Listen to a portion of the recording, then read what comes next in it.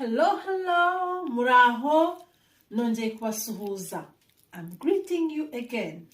I hope you guys, you're doing fantastic and doing well. Meze neza. Umeze neza. Sawa. In today's video, we are going to talk about vowels. The rules about vowels. In Kinyarwanda, the vowels have some rules that are not applied in other languages. I'm going to talk about how to use vowels. And remember, we are doing pronunciation. We are learning how to pronounce properly so that you can speak proper Kinyarwanda. Before we start, let's pronounce the word again.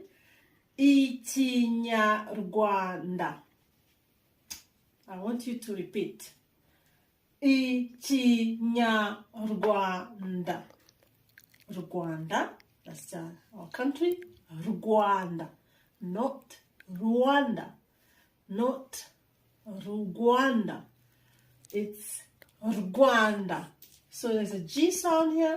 You will see the combination, but just for you to know that you put a G sound here that you don't write, but you can put Rwanda.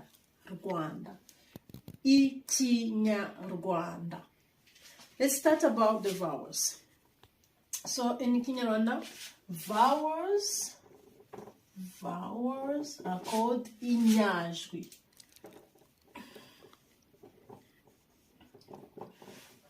Either it's one or many, it's inyajwi. So it can be vowel or vowels.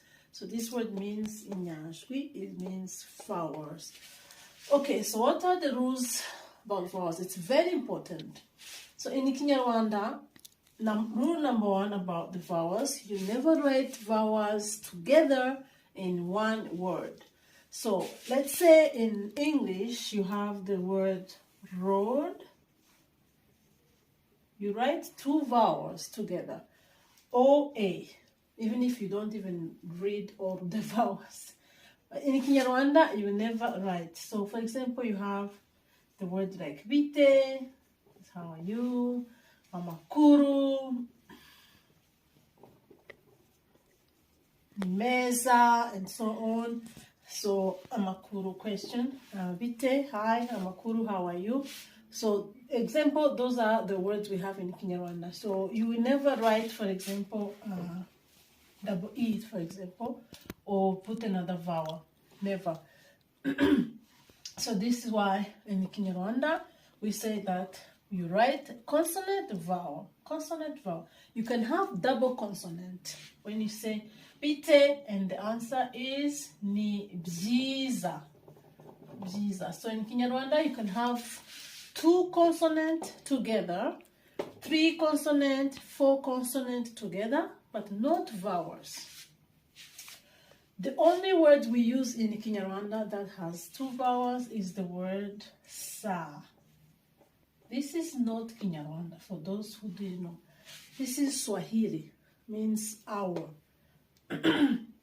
So this is the only word in Kinyarwanda because we use Swahili when we tell time, but we mix with Kinyarwanda. When you say sa munani, sa chenda, like ichenda, sa chenda. So use the word sa, but it came from Swahili. So that is not considered as a Kinyarwanda word, but we use the word sa in Kinyarwanda telling the time.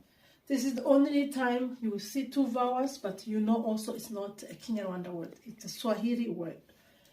The rule number 2.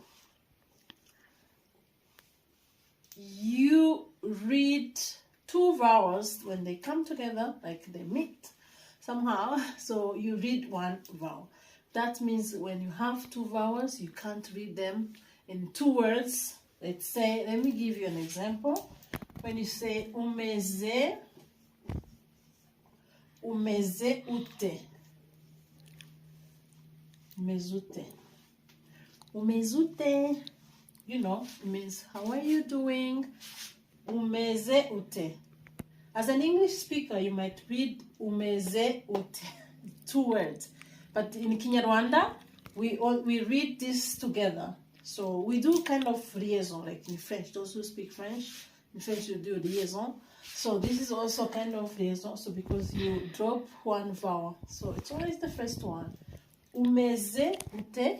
So then it be umezute. So this we sound like this. Umezute. You know, it sounds like one word.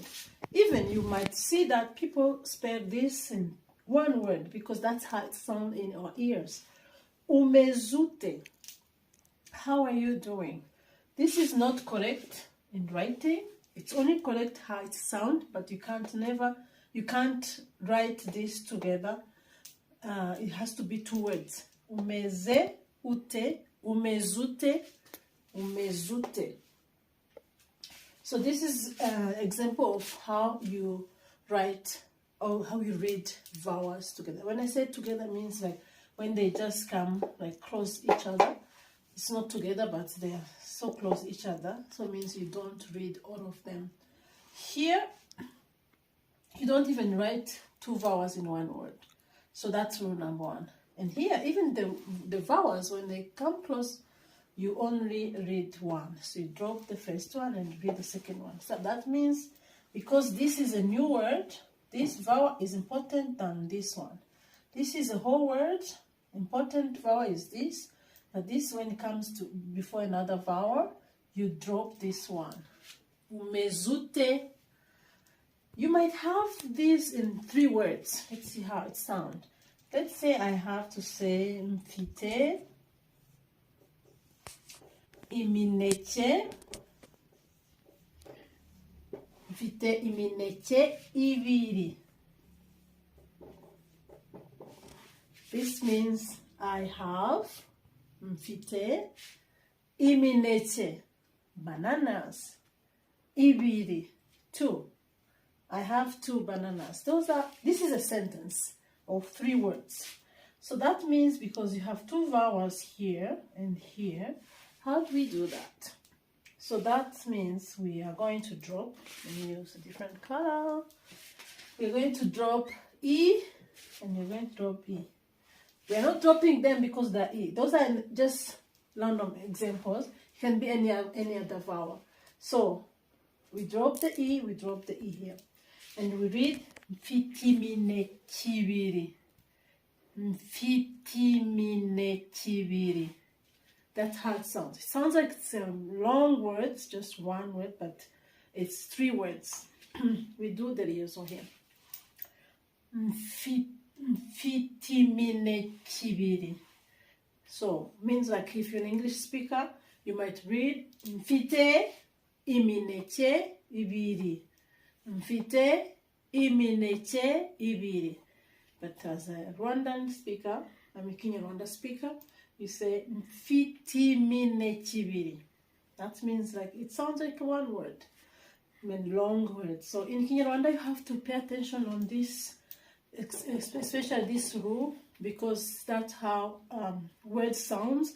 Sometimes if I say mfitimine kibiri, you don't really get all the words as you are used to reading them one by one, because when you put them together, one word can maybe not even sound like, you don't really hear it.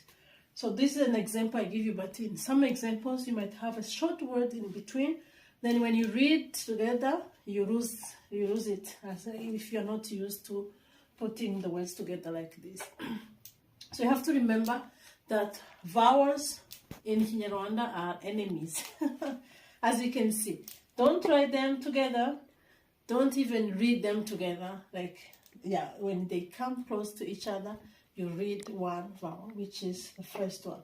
You always, this is the one you drop and this is the one you read, because it starts the words. When it starts the words means it's important than the one that ends the word.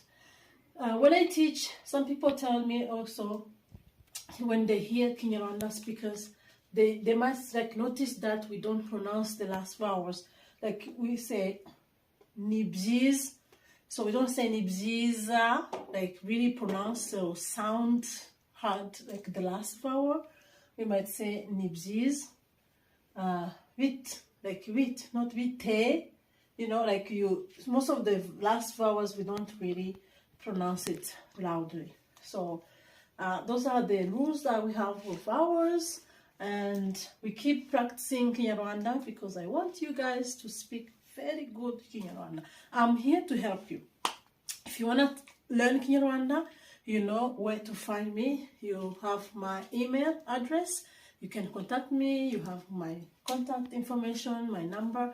I put them in description or in also comment section. So if you want to start Kinyarwanda, you can contact me, and then we can arrange classes. If not, also you can enjoy my videos, learn some Kinyarwanda until you decide to have some private classes. Thank you so much. Don't forget to subscribe and like and comment and share. Please share to your friends and to people who you know they're interested in learning Kinyarwanda. Kinyarwanda is a beautiful language. Most people, they say when they hear Kinyarwanda, they think like, oh, it's a very musical language. Sounds like when we speak, it's like we are singing. So it's really nice to also have those ideas about the vowels, the consonant. So I want you to understand the vowels. Then next time we are going to start consonant. Don't forget to subscribe so that you can enjoy all these videos that I'm putting together on my social media. This is your Kinyarwanda teacher, Denise. Bye-bye.